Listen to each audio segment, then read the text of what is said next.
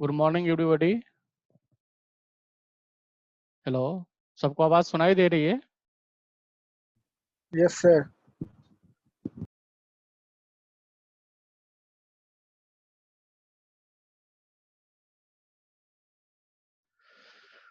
Today we will discuss data requirement of stock assessment. What data need in stock assessment?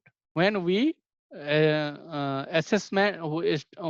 we assess the stock, we need some data input, and then after getting data, we used processed data and used in different methodology, and we used to find the result for data assessment. Today we will discuss about what data required in stock assessment. There are mainly two types of data. One is fisheries dependent data and fisheries independent data. What is fishery dependent data? Fishery dependent data is data collected during fishing activity, mainly when we use to fishing.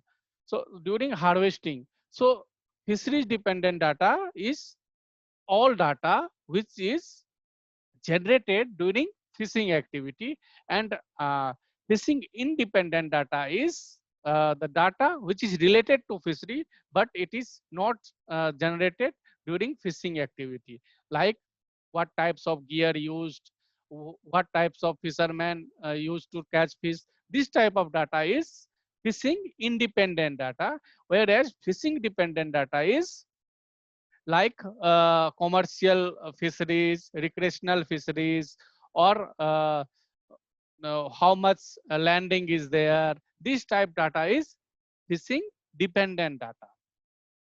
So most common approach to get fishing dependent data is to use recorded data in the landing center. When uh, the common approach used to acquire this data, means fisheries dependent data, is to get recordings in landing fishery landing center. Fishery landing center में हम जाते हैं और different दिन का, different जो our का हम डाटा रिकॉर्ड करते हैं। वो डाटा जो है वो फिशरीज डिपेंडेंट डाटा है, और ये सबसे कॉमन जो है जो डाटा कलेक्शन का सबसे कॉमन मेथड है फिशरीज डिपेंडेंट डाटा कलेक्शन का। इसके अलावा जो है दूसरा कॉमन मेथड जो है ये फिशरीज डिपेंडेंट डाटा प्राप्त करने का, वो है सैम्पलिंग। अब जैसे हमको चाहिए कि फिशरीज का जो फिश का जो है एवरेज लेंथ क्या है, स्पॉनिंग पीरियड क्या है, ये सब डाटा के लिए हमको sampling, different types of sampling हम करते हैं डिफरेंट साइट पे। तो दूसरा जो कॉमन मेथड्स है फिशरीज डिपेंडेंट डाटा के लिए, वो है सैम्पलिंग। इसके अलावा जो लेस कॉमन मेथड है वो है जैसे ऑब्जर्वेशन। अब मान लो हम लैंडिंग सेंटर पे जाते हैं, वहां पे हम ऑब्जर्व किए कौन किस टाइप का फिश वहां पे मिलता है, उसका कॉमन जो लेंथ क्या होता है, ठीक है, किस टाइप का जो है वहां पे ब्रीडिंग होता है कि नहीं होता है, कौन सा बोट यूज होता है, ये सब जो है ये सब लेस कॉमन है जिससे हम फिशरीज डिपेंडेंट डाटा प्राप्त करते हैं। ठीक है, तो हम आज डिस्कशन क्या कर रहे हैं, स्टॉक असेसमेंट के लिए हमको क्या क्या डाटा चाहिए और वो डाटा हमें कहां से प्राप्त होगा। समझ में आया? कौन कौन सा डाटा चाहिए हमें और वो डाटा हम कहां से प्राप्त होंगे और इसका पर्पस क्या है। ठीक है, और फिशरी, ये तो फिशरीज डिपेंडेंट डाटा की बात किया। अब दूसरा टाइप है एक fisheries independent data. What is fisheries independent data? Fisheries independent data is obtain in the absence of fishing activity. अब वो जरूरी नहीं है उसके लिए फिशिंग एक्टिविटी परफॉर्म हो। जैसे अब हमको पता करना है कि इस एरिया में जो है कौन सा कम्युनिटी का लोग फिशिंग करता है, ठीक है, या फिर हमको पता करना है कि इसका जो है एक कौन कौन सा स्पीसीज इस एरिया में मिलता है, तो वो हम सिंपली सर्वे के थ्रू पता कर सकते हैं। इसके लिए हमें वहां पे जो फिशिंग एक्टिविटी परफॉर्म करने की जरूरत नहीं है। तो ऐसा जैसे अब हम पता करना है कि कौन सा नेट वहां पे यूज होता है, कौन सा बोट वहां पे यूज होता है, वो हम वहां पे देख के बता सकते हैं। इसके लिए हमें फिशिंग एक्टिविटी की जरूरत नहीं होती है। ऐसे सभी डाटा को हम क्या बोलते हैं, फिशरीज इंडिपेंडेंट डाटा। तो two types of data needed in stock assessment, one is fisheries dependent data and other is fisheries independent data.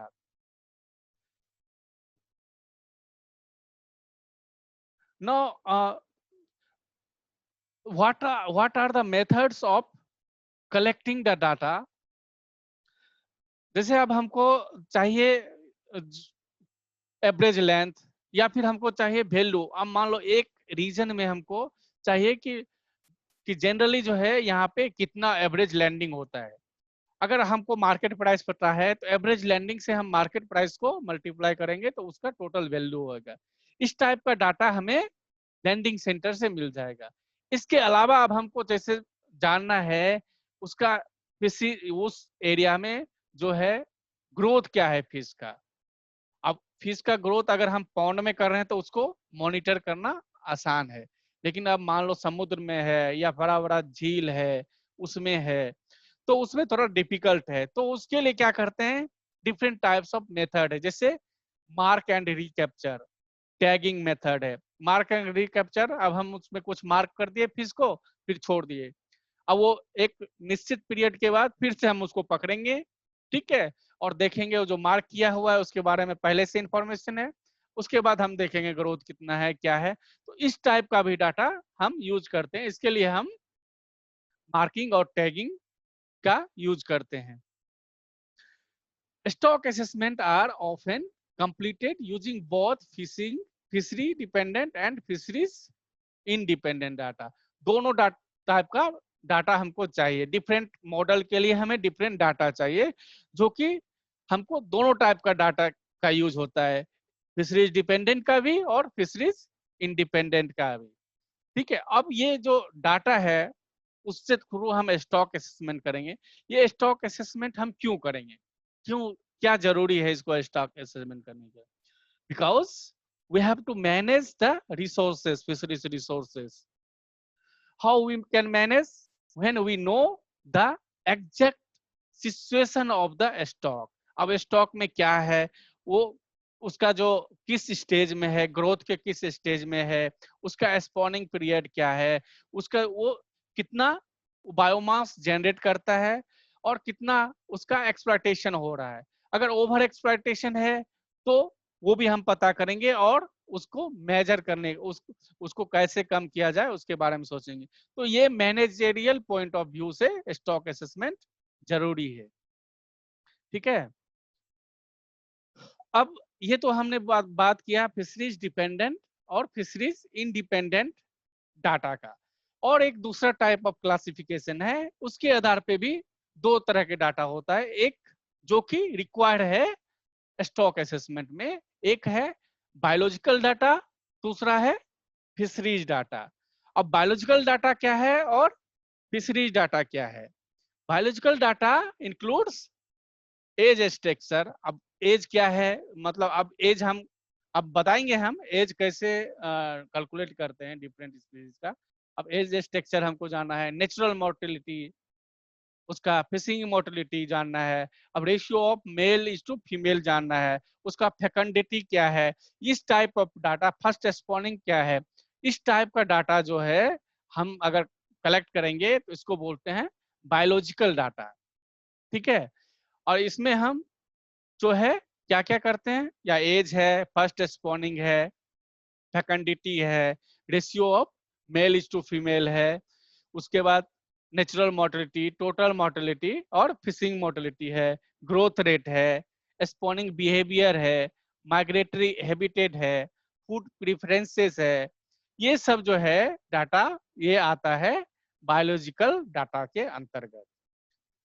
तो फिशरीज डाटा के अंतर्गत क्या क्या आता है? फिशरीज डाटा के अंतर्गत आता है काइंड्स ऑफ फिशरमैन। कौन फिशरमैन जो है किस टाइप का फिशरमैन वो फिशिंग कर रहा है, कौन सा गियर यूज कर रहा है।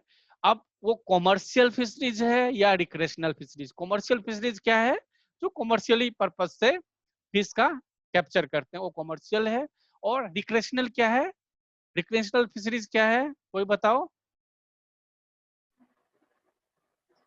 हेलो। फॉर फन सर, हाँ गेम रिक्रेशनल, फिशिंग सर। हाँ किसके, स्पोर्ट फिशिंग या yes game sir, game fishing, ठीक फिशिंग। है, ये सब रिक्रेशनल फिशिंग।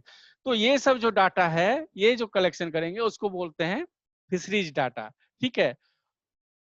और इसके अलावा geographical boundary of different stock, अब कौन सा जो पॉपुलेशन है किस स्टॉक का है, ये सारा जो डाटा है उसको वो सब आता है फिशरीज डाटा में। हमने दो टाइप का डाटा बताया, एक बायोलॉजिकल डाटा और दूसरा फिशरीज डाटा। अब जो है हमको स्टॉक असेसमेंट में दोनों टाइप का डाटा चाहिए, बायोलॉजिकल भी और फिशरीज भी। From the combined biological and fisheries data the current status and condition of the stock is defined. अब ये जो करंट स्टेटस ऑफ स्टॉक कैसे डिफाइंड होता है, और उसके लिए बहुत सारे मॉडल है, हम एक एक मॉडल पे बात करेंगे अलग अलग क्लास में, ठीक है। तो लेकिन उस हम जो अभी बात कर रहे हैं वो है उस वो जो मॉडल हम यूज करेंगे, उस मॉडल में हमको क्या क्या डाटा का रिक्वायरमेंट होगा और वो डाटा कहाँ से आएगा, ठीक है। तो एक्चुअली इसका गोल क्या है, what is the main motto और goal of stock assessment is here, through stock assessment, manager want to reduce the level of overfishing that occurs and restore the stock that have overfished. अब अगर overfishing हुआ है, पहले उसको status जानेगा, मान लो वो ओवरफिशिंग है कि अंडर फिशिंग। अगर ओवरफिशिंग है तो उसके लिए वो जो हैबिटेट है, वो जो स्टॉक है, उसको रीस्टोर करने के लिए उसको क्या क्या करना होगा, वो भी उसके अनुसार उसका करेगा, ठीक है। तो अब ये सब चीज मैनेज करने के लिए उसे क्या चाहिए, डाटा चाहिए, जिसके थ्रू वो स्टॉक का असेसमेंट करेगा, उसका कंडीशन करंट स्टेटस पता चलेगा, कंडीशन पता चलेगा, और उसके आधार पे वो उसको मैनेज करेगा। For fish stock assessment study the growth of fish and its age, ये दो पैरामीटर जो है डिफरेंट मॉडल में हमको डिफरेंट पैरामीटर यूज होते हैं, ठीक है। डिफरेंट जो मॉडल हम यूज करेंगे फिश का स्टॉक असेसमेंट में, उसमें डिफरेंट पैरामीटर यूज करते हैं, ठीक है। उसमें से ग्रोथ ऑफ फिश, फिश का जो ग्रोथ है, और फिश का जो एज है, ये प्रमुख पैरामीटर है जो जो कि ज्यादातर जगह यूज होता है। फिश का एज और फिश का ग्रोथ, एक ग्रोथ पैरामीटर और दूसरा है age parameter. The age and growth of data of the stock goes as input parameter for estimation of growth parameter and mortality parameter. अब ग्रोथ पैरामीटर और mortality parameter का जब हम एस्टिमेशन करेंगे, उसमें हमें एज का डाटा चाहिए और ग्रोथ का डाटा चाहिए, फिश का ग्रोथ का डाटा चाहिए। इसके आधार पे हम ग्रोथ पैरामीटर और मोर्टेलिटी पैरामीटर, और ग्रोथ पैरामीटर और मोर्टेलिटी पैरामीटर कहाँ पे यूज होगा, किस मॉडल में यूज होगा, वो हम बाद में डिस्कशन करेंगे। इसके अलावा जो ये ग्रोथ पैरामीटर है और मोर्टेलिटी पैरामीटर है, इसके अलावा एक और पैरामीटर है सिलेक्शन पैरामीटर, जो हम कौन सा गियर सेलेक्ट करते हैं वो उसका भी इफेक्ट पड़ता है, कौन सा स्पीशीज सिलेक्शन करते हैं। सो ये सिलेक्शन पैरामीटर भी कुछ मॉडल में यूज होगा। ग्रोथ पैरामीटर और मोर्टेलिटी पैरामीटर के अलावा सिलेक्शन पैरामीटर भी यूज होगा, जो कि हम नेक्स्ट अगले चैप्टर में डिस्कशन करेंगे। Actually stock assessment should be made for sex wise as well as stock wise. Why? Because there is different growth parameter for female and male. अब male का ग्रोथ और फीमेल का growth अलग अलग होता है। तो अगर हम एक ही साथ स्टॉक एक स्टॉक का हम मेल और फीमेल का एक ही बार हम स्टॉक असेसमेंट करेंगे, एक ही साथ करेंगे, तो वो एरर आएगा। क्योंकि आप मान लो किसी स्टॉक में ज्यादा फीमेल है, फीमेल का चूंकि अपना एनर्जी कुछ स्पेंड करता है ओवरी के ग्रोथ में, उसका ग्रोथ थोड़ा कम होता है स्पॉनिंग पीरियड तक जाते जाते, तो वो जो है एक बायस एस्टिमेट होगा। इसलिए जो जो उसको पहले सिग्रीगेट करेंगे मेल और फीमेल को, उसके बाद असेसमेंट करेंगे स्टॉक का। दूसरा, और स्टॉक वाइज भी करेंगे। स्टॉक वाइज आप डिफरेंट स्टॉक का जो है डिफरेंट पैरामीटर होता है। ग्रोथ पैरामीटर, मान लो एक स्टॉक में जो एक एज ग्रुप है, ठीक है, और एक टाइप का स्पीसीज है, या फिर बहुत सारे जो सिमिलर कैरेक्टरिस्टिक्स है, तो डिफरेंट स्टॉक का वो वेरी करता है कैरेक्टरिस्टिक्स। सो जो जनरली जो एडवाइस दिया जाता है, when you do stock assessment, you do sex wise as well as stock wise separately and then combined. The results should be subsequently pooled for optimize the assessment. जो result है उसको हम weightage average, हम simple average नहीं लेंगे, weightage average के through उसको optimise करेंगे रिजल्ट को। ये हमारा इस टाइप से हम उसका जो एक्यूरेसी जो है स्टॉक असेसमेंट के थ्रू जो हम एक्यूरेसी बढ़ा सकते हैं रिजल्ट का। वेटेज एवरेज का मतलब? हाँ हाँ बताओ। जो लास्ट लाइन समझ में नहीं आया सर, वेटेज एवरेज का मतलब? वेटेज एवरेज नहीं पढ़ाए हैं। एवरेज होता है एक वेटेज एवरेज। मान लो एवरेज क्या है, जिसमें जो है डिफरेंट टाइप का जो स्पीसीज है, ठीक है, उसको हम सिंपली जोड़ के जितना है उसको डिवाइड कर दिया। वेटेज एवरेज मतलब हुआ कि मान लो जो जो जितना जिसके पास ज्यादा मान लो वॉल्यूम है उसको एक वेटेज देते हैं। मान लो जैसे अब जैसे हमने लिया 5 मजदूर लिया, पांचों का कैपेसिटी अलग अलग है बनाने का, ठीक है, तो हम सिंपल अगर कर देंगे एवरेज तो एवरेज निकल जाएगा। अगर वेटेज करेंगे तो जिसका जो ज्यादा कैपेबल है उसको ज्यादा वेटेज देंगे। समझ में आया? समझ में आया ना? वेटेज मतलब जो यस सर। जो मतलब ज्यादा वॉल्यूम में हो या फिर लिस्ट में हो, उसको हम एक वेटेज देते हैं। पूरा को 100 करके तो उसको सर जी वेटेज देते सर हैं।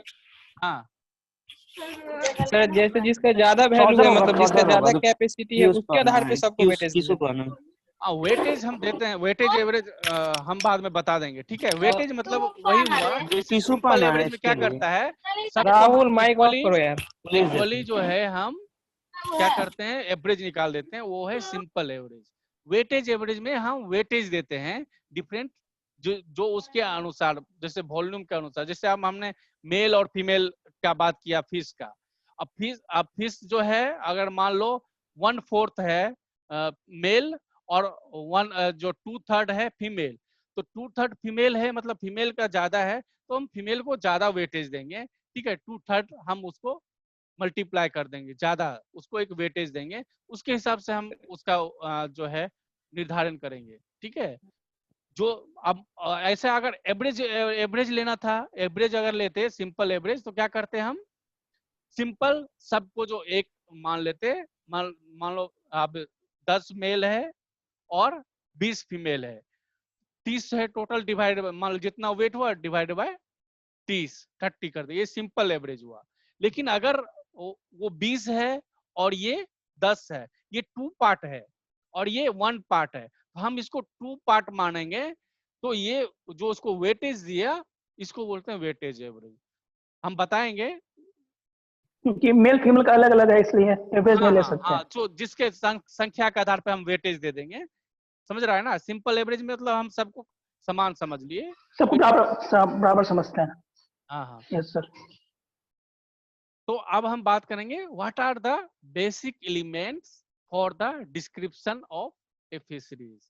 अब जो हम एक हम स्टॉक असेसमेंट कर रहे हैं, कोई भी स्टॉक है उसका हम स्टॉक असेसमेंट करेंगे, तो उसके लिए क्या प्रोसेस है। सबसे पहले हम इनपुट लेंगे। इनपुट में इनपुट डाटा मतलब जो डाटा रिक्वायरमेंट है, जैसे हमको अब MSY कैलकुलेट करना है। MSY क्या है? MSY क्या है? Maximum sustainable yield. हाँ, मैक्सिमम सस्टेनेबल नीड अब मुझको कैलकुलेट करना है।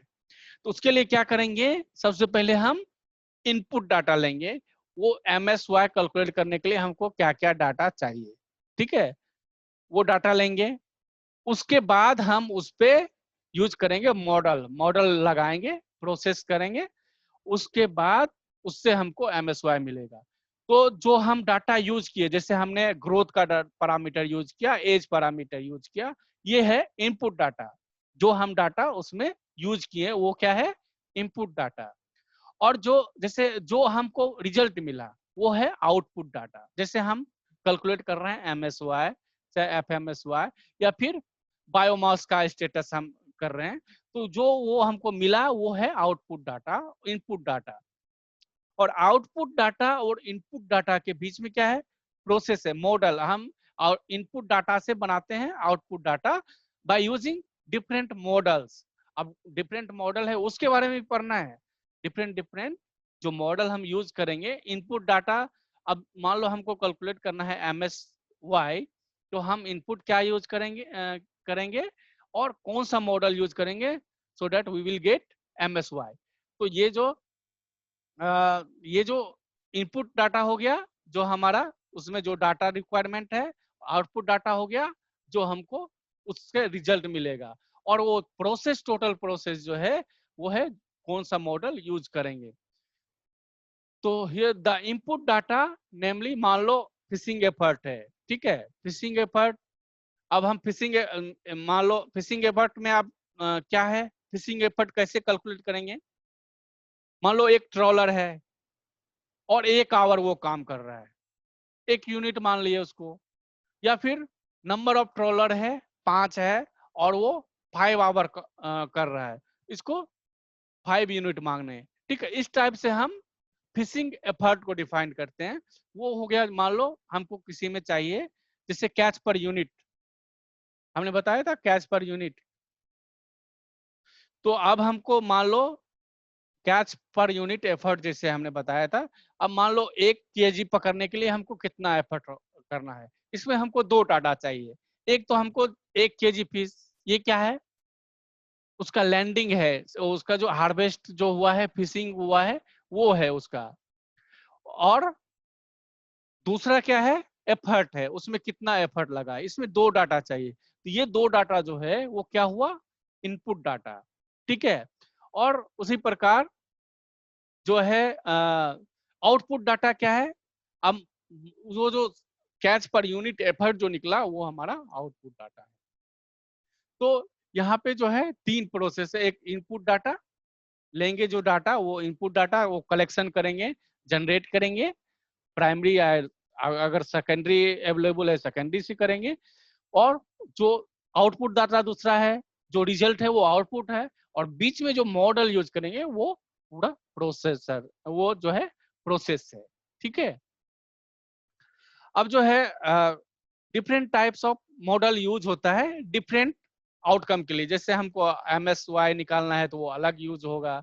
अब हमको प्रिडिक्ट करना है, अब मान लो हमको स्टॉक पता चल गया, इसका करंट स्टॉक ये है, उसके आधार पे हमको प्रिडिक्ट करना है 1 साल के बाद जो फिशिंग स्टॉक क्या होगा, कितना होगा, ठीक है। अब वो उसके लिए हम यूज करते हैं प्रिडिक्शन मॉडल। अब प्रिडिक्शन मॉडल के लिए हमको क्या क्या चाहिए, क्या क्या डाटा चाहिए, वो इनपुट डाटा हो गया। और प्रिडिक्शन मॉडल के बाद जो प्रिडिक्ट हुआ वो जो है हमारा आउटपुट हुआ, और जो मॉडल यूज करेंगे प्रिडिक्शन मॉडल वो प्रोसेस हुआ, ठीक है। तो यहाँ पे हम कुछ मॉडल की बात करेंगे, ठीक है। हालांकि तुम्हें जो पढ़ना है वो बहुत सारे मॉडल्स हैं, प्रिडिक्शन मॉडल में भी बहुत सारे मॉडल है, एनालिटिकल मॉडल में भी बहुत सारे मॉडल हैं। तो हम कुछ जो मॉडल है उसकी चर्चा कर रहे हैं यहाँ पे, लेकिन बाद में हमें सेपरेटली अलग अलग पढ़ने हैं सारे मॉडल्स की।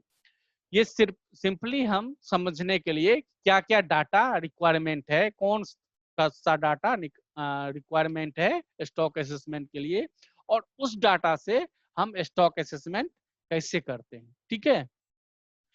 पहला है एनालिटिकल मॉडल। एनालिटिकल मॉडल जो है उसमें हम क्या करते हैं, MSY एस्टिमेट करते हैं ये मॉडल के थ्रू, MSY या स्टैंडिंग स्टॉक बायोमास, ठीक है। ये यूज करते हैं हमको MSY एस्टिमेशन के लिए। इसमें हम आउटपुट मतलब इनपुट क्या लेते हैं, इनपुट डाटा जो है वो है एज डाटा, फिश का एज। और एज कैलकुलेशन हम कैसे करते हैं, अब एज डाटा हम कैसे लाएंगे, कहाँ से लाएंगे, फिश का एज कितना है वो हम कहाँ से लाएंगे, इसका बहुत सारा मेथड है। पहला है हार्ड पार्ट, जो फिश में जो हार्ड पार्ट है उसका उसका एनालिसिस करके हम उसका एज जान सकते हैं। दूसरा है लेंथ फ्रीक्वेंसी डाटा, LFD। जब बायोलॉजी में पढ़े हो हार्ड पार्ट से कैसे एज निकालते हैं, ये पढ़े हो कि नहीं? हाँ यस सर, ओथोलिट से निकलते हैं। तो हार्ड पार्ट से हाँ उसके अलावा जो है लेंथ फ्रीक्वेंसी डाटा, जो लेंथ फ्रीक्वेंसी डाटा क्या है, हम टोटल लेंथ और वो जो लेंथ और उसका फ्रीक्वेंसी उससे एक टेबल बनाएंगे, लेंथ फ्रीक्वेंसी डाटा। उसके अलावा टैगिंग या मार्किंग के थ्रू भी हम जान सकते हैं, ठीक है। तो ये है हमारा इनपुट डाटा, ठीक है। उसके बाद प्रोसेस, उसके बाद उसका प्रोसेस होता है। प्रोसेस में क्या करते हैं हम, एस्टिमेशन ऑफ एज, हम एज एस्टिमेट करते हैं, डिफरेंट मेथड के थ्रू हम एज एस्टिमेट करते हैं। और उसका ग्रोथ, फिश का ग्रोथ एस्टिमेट करते हैं ग्रोथ पैरामीटर के लिए। उसके बाद इसका मोर्टेलिटी एस्टिमेट करते हैं। मोर्टेलिटी कितने प्रकार के होते हैं, 2 प्रकार के, एक फिशिंग मोर्टेलिटी है और एक है नेचुरल मोर्टेलिटी, ठीक है। यस ठीक है, फिशिंग मोर्टेलिटी और नेचुरल मोर्टेलिटी। तो मोर्टेलिटी पैरामीटर एस्टिमेट करते हैं और सिलेक्शन पैरामीटर एस्टिमेट करते हैं। ये सब प्रोसेस है और इसके थ्रू जो हम क्या है दोनों के बीच में? करके जो यील्ड हमारा होता है वो MSY होता है। जब हम ये एनालिटिकल मॉडल यूज करेंगे, तुम्हें कैलकुलेशन करना पड़ेगा तो तुम्हें बात समझ में आएगी, ठीक है। यह है एनालिटिकल मॉडल। दूसरा मॉडल है surplus production model. Surplus production model generally use होता है, ये भी MSY और CPU के थ्रू होता है। तो इसमें क्या होता है, इसमें हमको टोटल कैच चाहिए। एक मान लो वो एक पूरा लैंडिंग सेंटर से हमको कैच चाहिए, कितना कैच होता है, और एफर्ट चाहिए, फिशिंग एफर्ट चाहिए। कैच और फिशिंग एफर्ट, टोटल कैच और फिशिंग एफर्ट से हमको क्या मिल जाएगा, CPUE, catch per unit effort. Different year के लिए हम CPUE निकालेंगे और इस तरह से जो है एस्टिमेशन करने के बाद हमें MSY मिलेगा, ठीक है। इसमें जो इनपुट क्या है, कैच का डाटा है और फिशिंग एफर्ट का डाटा है, और आउटपुट हमको मिलेगा MSY। ये कैसे यूज करते हैं जब हम सरप्लस प्रोडक्शन मॉडल बताएंगे तब बताएंगे, ठीक है। इसके अलावा एक और मेथड है जो है वो है स्वेप्ट एरिया मेथड। इसमें हम ये जनरली जो यूज करते हैं, मतलब ये क्यों करते हैं, जब हमको टोटल बायोमास, किसी एरिया का टोटल बायोमास हमको कैलकुलेट करना है तब हम यूज करते हैं स्वेप्ट एरिया मेथड। यहाँ इनपुट डाटा जो है हमको सर्वे डाटा, बहुत सारे डाटा इसमें चाहिए। सर्वे डाटा जो डिफरेंट, जो जहाँ पे हमको चाहिए, जहाँ का वहाँ पे हम सर्वे करते हैं, डिफरेंट डाटा चाहिए। उसके बाद हम वो उसमें हमको, जैसे आप फिशिंग कर रहे हैं ट्रॉलिंग से, तो ट्रॉलिंग का आवर कितना है, एफर्ट, उसके बाद जो हेड रोप का लेंथ कितना है, कितना टाइम तक कर रहा है, विंग का स्पीड क्या है, ये सब डाटा चाहिए, बहुत सारे डाटा चाहिए। उसके बाद हम जो प्रिडिक्ट करते हैं टोटल बायोमास किसी एरिया का, ठीक है, कितना है। ये है स्वेप्ट एरिया मेथड। ये भी हम जब स्वेप्ट एरिया मेथड पढ़ेंगे तो हम तुम्हें कैलकुलेट करना पड़ेगा, हम कुछ डाटा देंगे और तुम वो कैलकुलेट करोगे, ठीक है। और उसका जो मेथड है हम बता देंगे कैसे कैसे करना है। तो ये हम 2-3 मॉडल को हमने सिर्फ बताया कि क्या इनपुट है, क्या उसमें आउटपुट आएगा, इस टाइप का जो है ये हमारा हो गया data requirement for stock assessment, ठीक है। और इसमें कोई दिक्कत हो तो बताओ।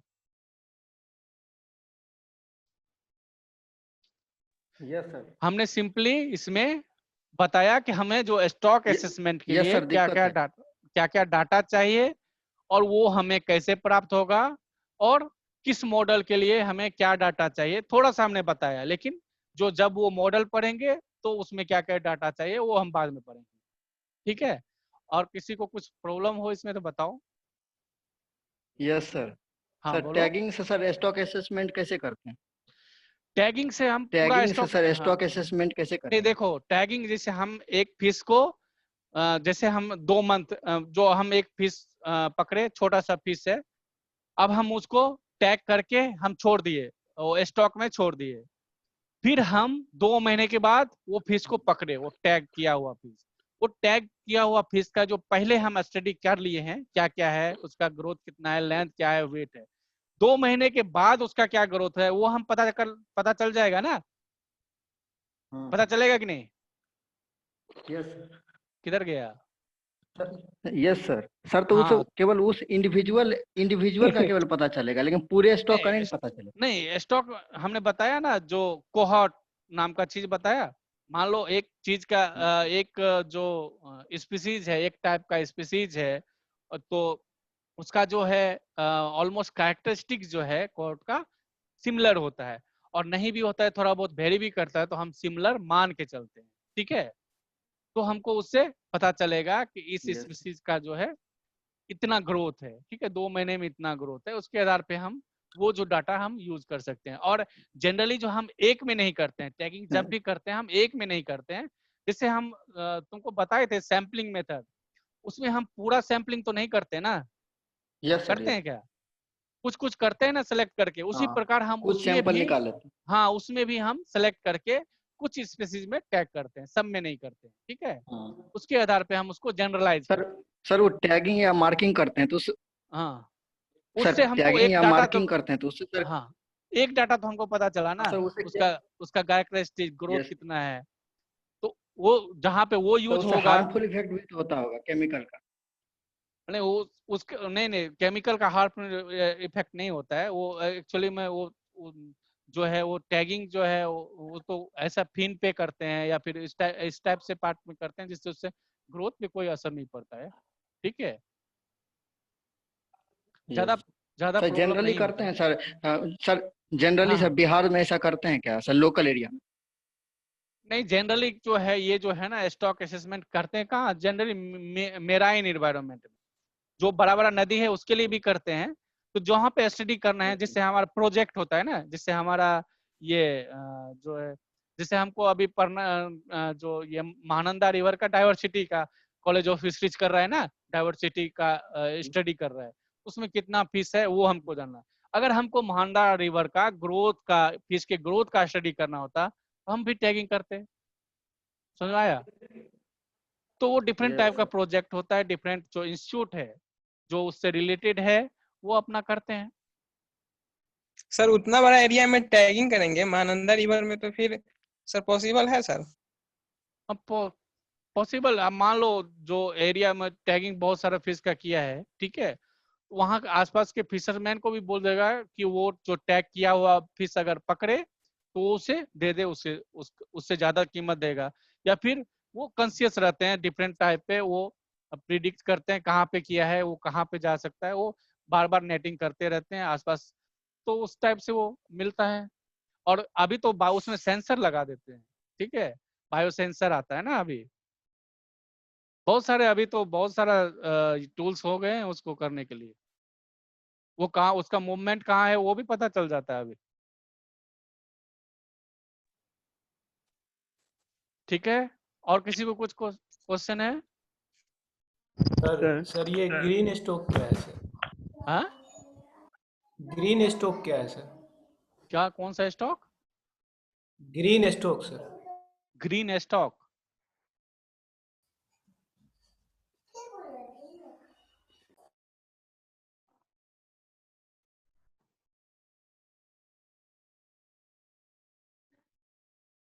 हेलो।